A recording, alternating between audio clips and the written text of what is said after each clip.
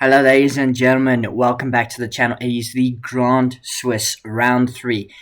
And what's nice about this tournament is after 3 rounds, we have storylines, we have upsets, we have drama, and we now have a sole leader of the FIDE Grand Swiss.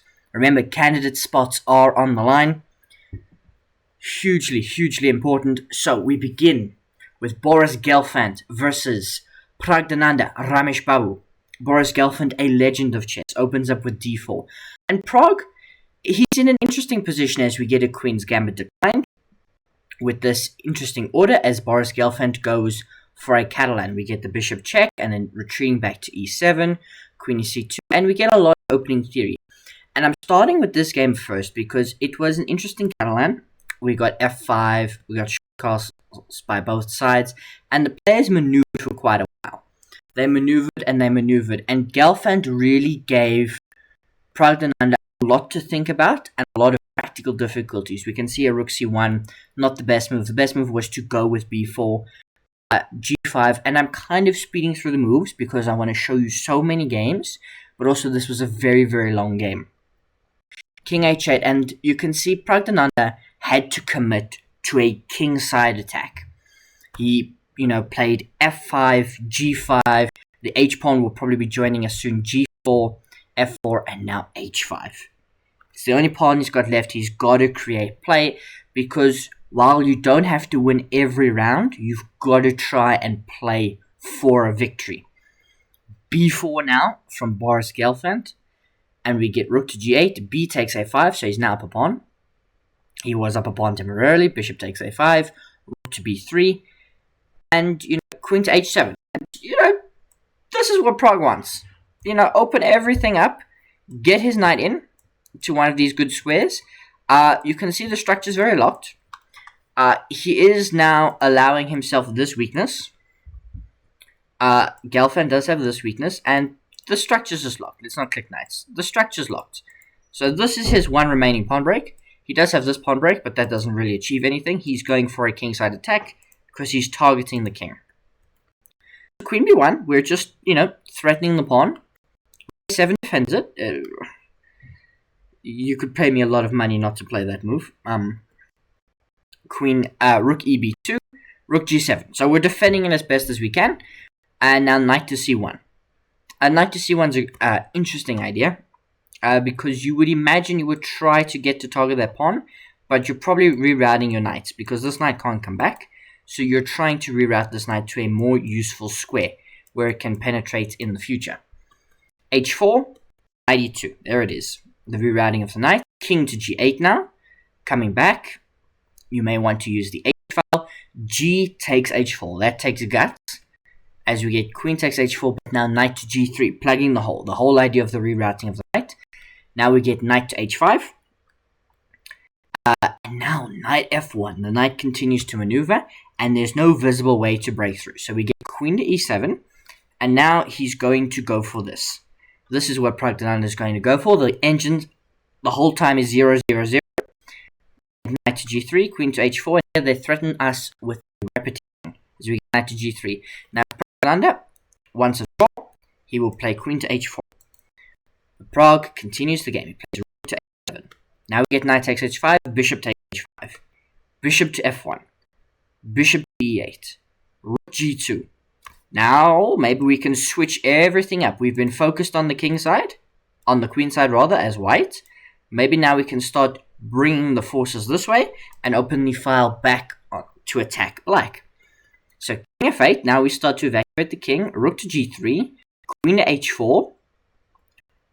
Rook b2, bishop to c7, rook bg2, and now king e7, and now maybe Boris Gelfand is better against Praggnanandhaa. Not much, but better. The best move here was to just play bishop takes e5 first. Remove this knight, because it's useful. It could be used, to come back, but it can be used, as various attacking mechanisms. And now you see it retreats. Now you can't take it, you can't damage the structure as well. King d7. To f2 now, we're securing our king and we might break through ourselves on the king side. Bishop to d8, bishop to d3, now rook to h5, and Boris Gelfand is plus 1 against Praggnanandhaa Rameshbabu. And he's just got his 20 minutes.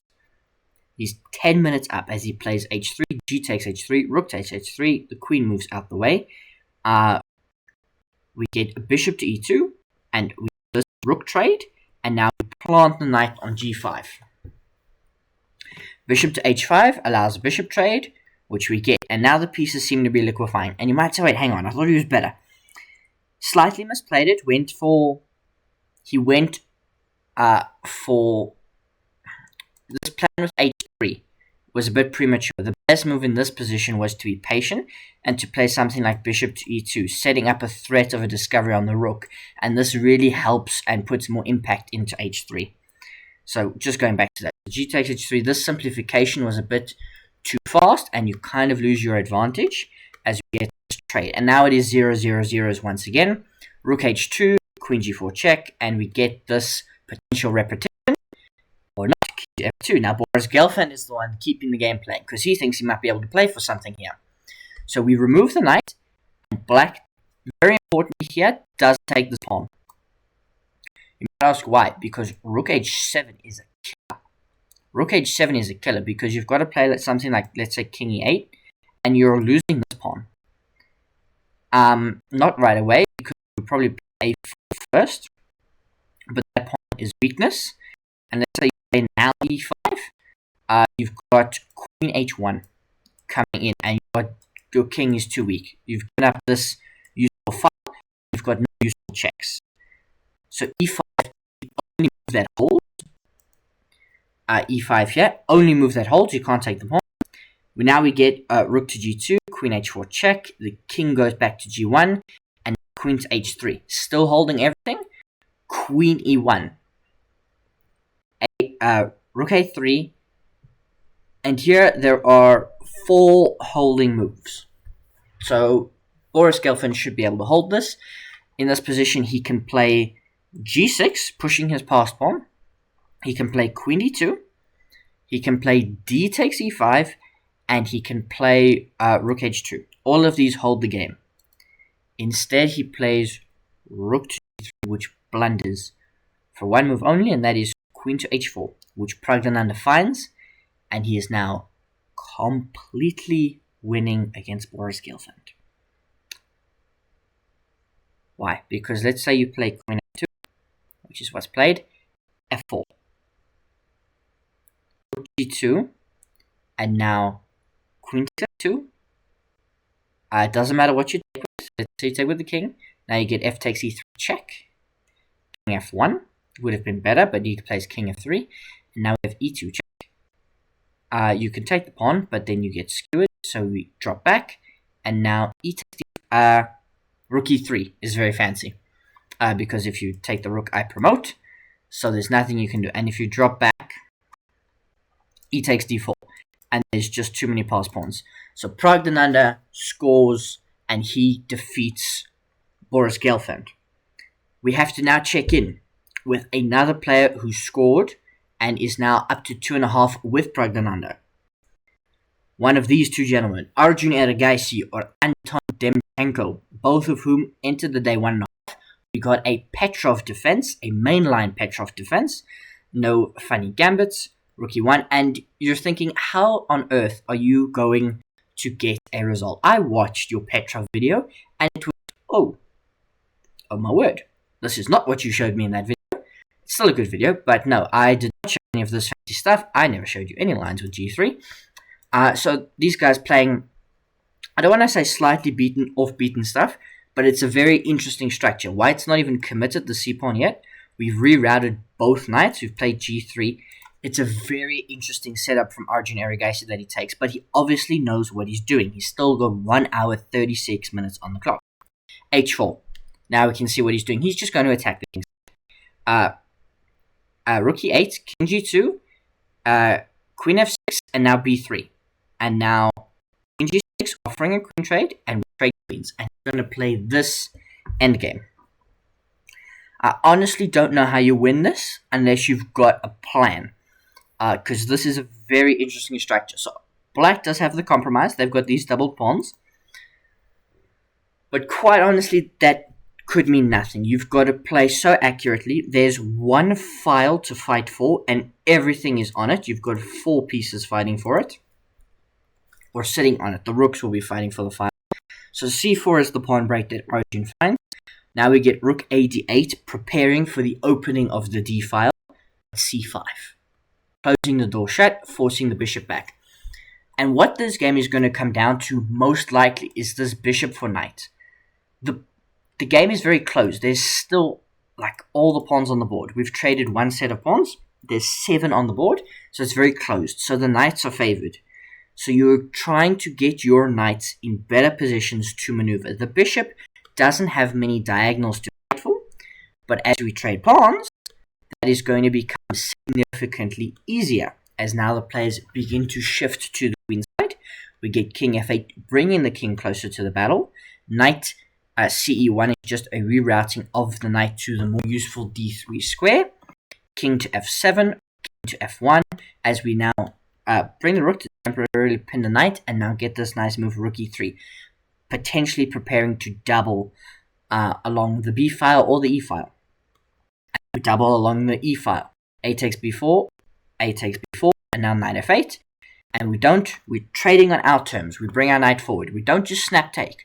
We want to trade on our terms, because if they take, we take back, and then we control the file.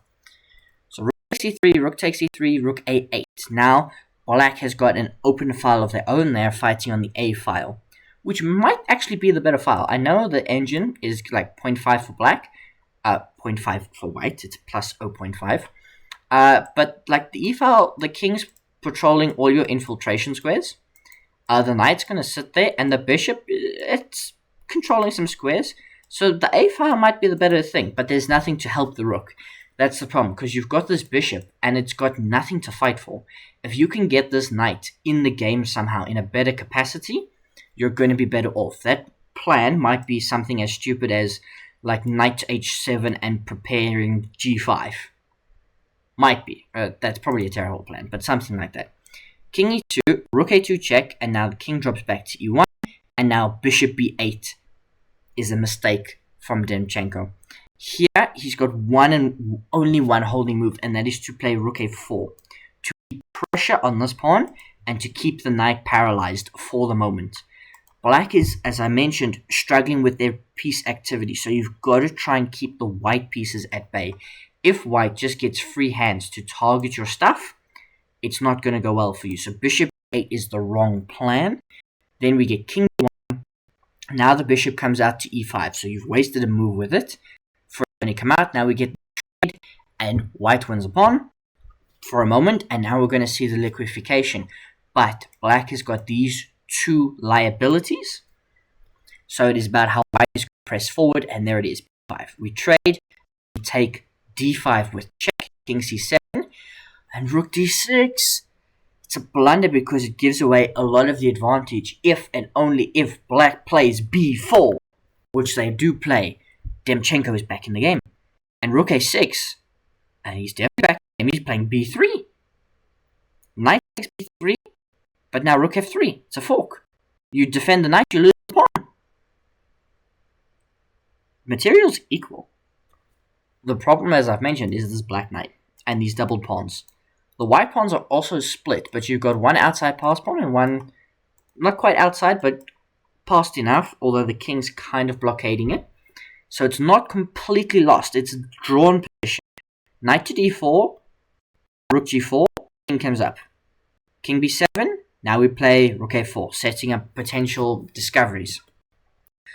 Rook takes h4, c6 check. And king b8 is the wrong move because of rook b4 check. And now wherever the king goes, c8, you've got rook b7. This pawn can only be defended by playing rook. I'm laughing because it's so silly. Rook h7 is the only way to defend that. So black has got to create their own counterplay. We get rook h1. And king d4 is played. The winning move here for Arjun is either king d2 to not allow the rook this control of the back rank, or to play king b2 with the same idea, and rook e7. Ironically enough, rook e7, not rook e7 is also still winning. But king c4 allows rook c1 check. Now you go here and rook d1. You're pinning the knight. The knight can't help you anymore. And when you come out, I give you a check. But now king d6. What about rook d1? How are you going to defend the knight? King c5? It's just a draw. Oh, we play king b6. And now the knight comes out. You might say, hang on, that's a free knight. No. It's not a free knight. Because of this insane move. So after, let's say, that takes, right? But rook d1 check. King c5, and now you've got rook takes b7. Rook takes b7, he takes b7, king takes draw. Because the knight will win both these pawns, and it'll be a draw. So you've got to be very, very careful here. So, knight e6 is a beautiful result from Demchenko. Rook e7 is played now. Allow you to take the knight completely for free, but you would get mated. So we sacrifice the knight back because rook e8 is mate. So we get knight d8 from defending mate, threatening the remaining pawn. Now we get c7, and now there are two holding moves. Everything else is mate in 22 at best. Black has to play rook b1 check or g5. You must give a check to force the king away from this pawn, to either cut him off on the a file or bring him away from the pawn, or you must begin to create your own counterplay going this way. Every tempo matters. You cannot play a slow move like rook to c4. It loses on the spot to one move only, and that move is knight to b5. Now the pawn is protected. There are no more checks on the b file. And this game concludes with rook to c6, rook to c5, king to a4, rook c4 check, and king to a3. And you have nothing. And you're asking, well, what's the threat? The threat is very simple. Let's say you play rook c5, right? Mate 1, rook d6. Mate. Rook d6 mate. Knight d6 mate. Okay? Let's say instead of rook c5, I play rook takes c7. Then it's plus 31.5 because you check, king would slide out there, and then you would probably just take this. And it's game over. Game, set, and match. So Arjun Erigaisi gets the point. Now I must take you to one of the upsets of the day. We have Abhimanyu Mishra, who is the youngest grandmaster in the world. He has the record for being the youngest grandmaster in the world. And we have Yu Yangyi, who, you don't get to 27-14 without knowing a thing or two about chess. He's one of the top, to be 2700, that's super GM. Like, you're not just a grandmaster anymore. It's crazy. I don't know a lot about him. I know he's a top player. He's not Wei Yi, he's not Ding Liren. He kind of falls behind in the Chinese bracket of players, which is unfortunate, but 27-14 is nothing to sneeze at. Anyway, Abhimanyu Mishra, e45, knight f3, knight f6, so another Petrov defense. It was a day for the Petrov, but we get something different. We get knight to c3, and we almost get like a reverse Stafford gambit, but not quite. Bishop e7, bishop e3, knight d7, queen d2, short castles, long castles. These players sat down the board and agreed we're going to have a fist fight. Somebody is going to win, and somebody is going to lose. Knight f6, bishop to d3, rook to e8. We are just preparing the forces for battle. As we both pin knights, we both attempt to catch our bishops. We trade the bishops. And now, rook to g1. And the plan for white is very clear. I'm going to play g5. Queen e6 is a step in the wrong direction because I play g5. And knight e4 is a step in the wrong direction simply because the best move here seems natural to me, but I'm not a super grandmaster. It's just g takes h6. just cracking everything open. And like the best move is like queen takes a2, and this is the way to try and create counterplay. But there's this insane holding move knight to e2, because if queen a1, you've got the knight jumping back, and there's nothing, and you're like winning completely. Maybe not seeing knight to d2. We get king b1 to stop queen takes h2, but now we get h takes g5. Knight takes g5, knight takes g5, rook takes g5, but queen e4. Queen e2 keeps the queens on the board, but now rook e5 threatens a rook trade. We drop back with the rook to g4, which hits the queen, queen f5, and we've now doubled the rooks. The problem is, sorry if I just had something in my throat there, the problem is the bishop, a long time ago, dropped back and is defending that pawn very well. So we get rook a8, just doubling and putting pressure on our bishop, and we've kind of now reached a stalemate, where I'm attacking with as much force as I can, but you have equal amount of force defending. So I need to find a way to go through, and that might be with the h-pawn. h4, c5. Don't forget, I can create counterplay on your king as well. We get h5. Obviously, you can take this, but it's probably not advised, because you would be opening up the h-file. It's probably best that that pawn does not get taken. So we get d5. If you're being attacked on the flank, the best thing to do is strike back in the center. Queen d1 now gets out of this pin. So now the bishop can move, and we get b6. I don't understand b6. I could understand b5, which is not as recommended by the computer, but I could understand trying to create stuff. b6 is like the third or fourth line, but I don't understand it. It just seems very slow. I feel like you've got to be addressing the position in a different way, because I've got a3, and I told you a long time ago you can't take the pawn. Yu Yangyi can't resist anymore. He plays queen takes h5, and he's losing on the spot. And it's not even always clear what he's losing to. He's losing to a4, which, I mean, if I saw that, it's a cold shower. You might say, what's the problem? Well, the problem is the only way to kind of keep everything connected is to probably play like rook g4. You might say, wait, can't I take this bishop? You can't, because rook takes g7 check is disgusting, because you would play like bishop takes g7 and you would be down a queen. And even if you trade off the rooks, I've got here, which I made possible a long time ago, and you get this endgame, it would be queen versus bishop, rook, and yeah, bishop, rook. And unfortunately, due to the weakness of the king and the pawns, this would be completely winning for white. So f4. So we have to sack the queen. Queen takes g4, rook takes g4, and give up the bishop and get to this endgame, which is still queen for rook and bishop, but you've traded on your terms and you've got a pawn for it. Queen takes d5, you no longer have the pawn for it. Rook e3, e6, so you've got more pieces on the board, so you might try to hold this, but this is still completely winning for white.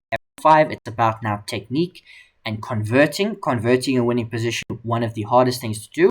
We nearly get a repetition there, but queen to b7, a5, queen f3, and now is Mishra going to find the way through? Rook g5, this is not easy.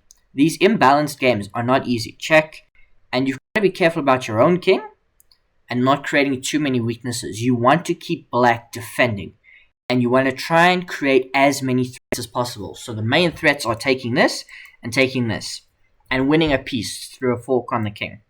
Those are the main threats. So we're looking for tactics, and we're looking for a way through. Where does it come? Because black is content to defend this. And they will defend this forever. It's your job as white to find a way through, and we're looking for the right coordination. But the bishop and the rooks are doing a good job. Rook c6 might be a step in the wrong direction. Queen e8. Now the rooks are not connected on the 6th rank. King a4 though. Rook c f7. Rook e2. Is he going to find a way through? Is Mishra going to find a way through? Is he? Is he? Like, he's got the advantage. Now he's advancing his pawns. He's bringing his king. Maybe this is it. The rooks and the queen have infiltrated onto the back rank. They're now targeting stuff. Rook e6. a4. Just me. I might be worried about accidentally burying my king and getting it mated. But the idea is very simple. You want to bring your king in to try and win these and push these through. Unfortunately, because of the weakness to your king, you can't push this pawn too far forward. And you also don't have time to create counterplay on this king. A, because it's buried in front of all these pawns. But you would have to separate your pieces, and that leaves you vulnerable. Rook ef6 is a step in the wrong direction because of queen to e5. And then after king to h7, you've got queen h2 check. The bishop blocks. But now you've got rook b8. And the pawn can't be defended anymore. We kick out the queen, and we chase the queen about, but it gets away. It's all the way back to c8. Now rook f8, check. King moves out the way. Queen's still hanging. Now we're threatening mates. Check. How's the queen going to escape? Now we can win the pawn. And the floodgates will open. It was about technique. We trade off the rooks. And now white cleans up in notorious fashion. Black does win a pawn back and begins pushing their pawn. It's too late. a6 was the final game. 92 moves it took Mishra, but he does get the win. But now we must go to the top board. This is about position. One of these men will have the sole lead. Will it be Alireza Firouzja, or will it be Parham Maghsoodloo? I highlighted him yesterday. One of my favorite players. He plays the Sicilian defense. Knight f3, d6, d4, c takes d4, and we have a knight off Sicilian. These boys came to fight. Bishop e3, e5, knight b3, bishop e7, h3, e6, queen d2, short castles, long castles, a5, a4, knight a6. Somewhere around here, they're gone. Completely gone. They're on their own tangent. f4, rook c8, f takes e5, d takes e5. Get the queen trade. So maybe some of the firepower is gone from the position. There's no queens. So this is going to have to come down to an endgame. This is a long game.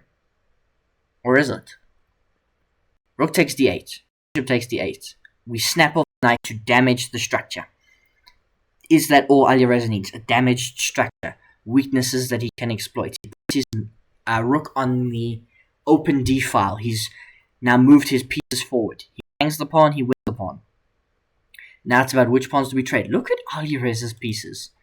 He's got like 3 of them on his opponent's half. The only piece forward for Parham is this knight. But is this... like, his piece is unsecure. Like, loose pieces drop off. So you've got to be very careful. Like, a5 secures the bishop. But g6 and c3 will protect your king for a bit. h5 now, expanding on the king side. c2 brings the king forward. It gets out of some folks. g5. Knight c7. Parham Maghsoodloo is better against Alireza Firouzja.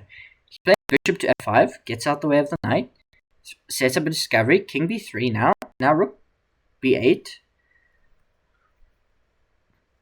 Alireza's knight has made it to the back rank. Also, this is move 27. Alireza Firouzja's got 2 minutes on the clock. Parham Maghsoodloo doesn't have much more time. He's got 13 minutes. I'm led to believe they only get more time at move 40. So, knight c5 check here. They could end up making a draw just because of low time. Knight d5, and then we would have a whole bunch of players on 2.5. But no. Expand, and now this is how Parham Maghsoodloo wins the game. These pawns. This is how he wins the game. Alireza wins the game by probably mating this king. That's how that game is. So we get bishop takes c5, bishop takes c5, and now knight f6 check, king g7, and we win this pawn. Temporarily, because our knight has to get kicked about. And now the rook's coming in. I've got bad news for you. You might be getting mated. Because this bishop is doing a fantastic job at defending that. So you've got to go knight f2. But now c5. So rook d7 check. Yeah. One false step by either of these players is going to cost them the game. Knight, rook b7. If you take my knight, I take your bishop. So bishop takes f2. Now I take your bishop. And that bishop was keeping my king boxed in. So now I don't have to worry about back rank mate. So we get king f6 and king c2. and rook h4. You probably can't allow him to take this, but you can't really defend it. So the only holding move here is to play rook b8 and try and come at it from the back, come at it from a different angle. So Alireza has to play rook b8. Instead, he plays rook b6, which is genius. It looks like it hangs a rook. It 100% hangs a rook. His idea is obviously bishop takes b6 and a takes b6, and my pawn promotes. Unfortunately, after rook h7 and c4, you've got rook d7. And this isn't actually winning. So you've got knight before dropping back, f3, knight d3, the knight has to now go to the pawn, but now my king comes over. And unfortunately, my king stops the pawn. And king d4, and I don't know what happened after king d4. Oh, king d4 wasn't played. King c6 was the final move of the game. Black wins. Parham Maghsoodloo defeats Alireza Firouzja. Unfortunately, rook b6 just didn't work. He had to go rook to b8 because the pawns just get stopped, unfortunately, and you can't stop this pawn sufficiently. King d4 wasn't played. This is how you set up the board to show that black won, because the black king would go here. You would put them on the center squares. So Parham Maghsoodloo wins and is now 3-0. Oh my gosh, there's a whole bunch of skipped frames. He's 3-0 and he leads the FIDE Grand Swiss. I will close off now just by reading you some of the highlights. So we know Parham Maghsoodloo defeats Alireza Firouzja, Arjun Erigaisi with a win, Praggnanandhaa with a win, Gukesh with a win, Nodirbek Abdusattorov with a win, Abhimanyu Mishra with a win, wins for Szymon Gumularz, Levan Aronian, Shakhriyar Mamedyarov, Hans Niemann with a win. A big upset as Robert Hosavanian defeated Vladimir Fedoseev. Ivan Cheparinov defeated Yakubor Sandarov, which was also another big upset. And then there were many more victories and decisive games as we went on and on. Ladies and gentlemen, Parham Maghsoodloo leads the FIDE Grand Swiss after 3 rounds. He is 3-0.